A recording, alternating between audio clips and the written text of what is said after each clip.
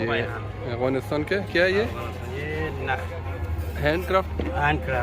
ये अफगानिस्तान का भाई देखें हैंडक्राफ्ट बना रहा है और इनकी सकाफत ये काफ़ी पुराना है ना। it is copper, original copper. Copper. This is bronze, bronze. This is Arab bronze. This is Indi bronze also. It is made in India, made in India. All of them by hand, not by this thing. ये तमाम चीज़ें हाथ से बनाई जाती हैं। Thank you.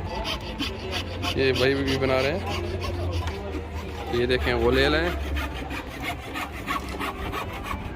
माशाल्लाह।